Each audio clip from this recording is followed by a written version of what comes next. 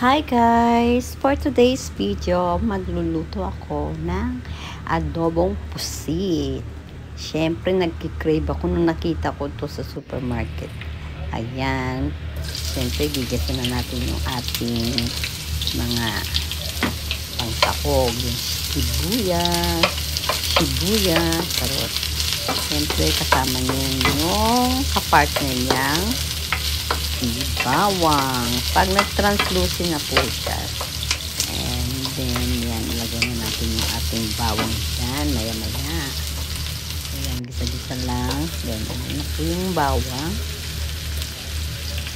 Tapos, pag mag-ano na din yung bawang, nangamoy na. At saka pala guys, nakalimutan ko hiwain yung na-follow up ko na lang yung luya pala dyan. Kasi nailagay ko na yung pusit bago ko naisipan ay dapat pala may luya to kasi para hindi siya mag-ano yung lansa. Kasi yung luya kasi nagpapaalis ng lansa sa mga isa-isa sa mga lalo na sa mga fishes na ganito. Ayan. Sarap nito guys. Huwag masyadong lutuin overcook kasi magtigas yan. So, ayan. Siyempre, walang ating soy sauce. Ayan, guys. Yan yung sinasabi ko. Yung luya, nakalimutan. Kaya, buti na lang naalala ko, pinhinaan ko na lang yung apoy para hindi magtigas yung ating puset. May cash. And then, sinunod ko na yung toyo. Ayan, pinubos ko na lang yung isang Tapos, siyempre, nagbukas tayo ng bagong toyo. Ayan.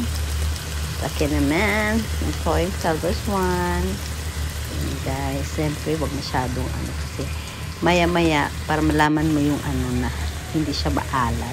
Then of course, lagyan natin yung pepper, then yung oyster sauce.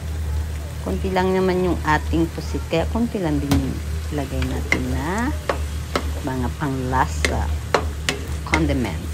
Ayan, gisa-gisa-gisa. Then, pagkatapos niyan, hindi mawawala ang ating magic syrup. Syrup yan guys, grabe. Naubos niyo yun na yung kanin. Ako baon ko. Baon ko kasi yan, night shift kasi ako. And then, last yung butter. So, try. Parang hindi nga yan adobo kasi hindi ko nalagyan ng suka. Yan eh. So, ayan lang guys. Hindi ko nga nilagyan ng sugar. Yan lang siya. Tapos, pagagayak ko na yan, nilagay ko sa bowl. Of course, para mas masarap, nilagyan ko siya ng sili. Kasi mahilig tayo sa maanghang. Yan guys. Okay na siya guys.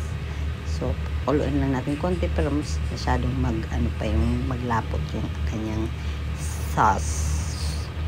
Ayan. Ayan na siya guys. O diba? Nakakain ako, nakalimutan ko. Ay, magbibideo pala ako kasi nagluto pala ako kanina. So, ayan. My dinner.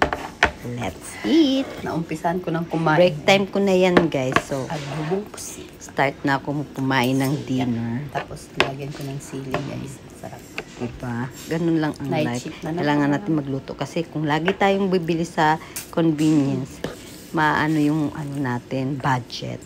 Kaya kailangan dapat maging vegetarian tayo.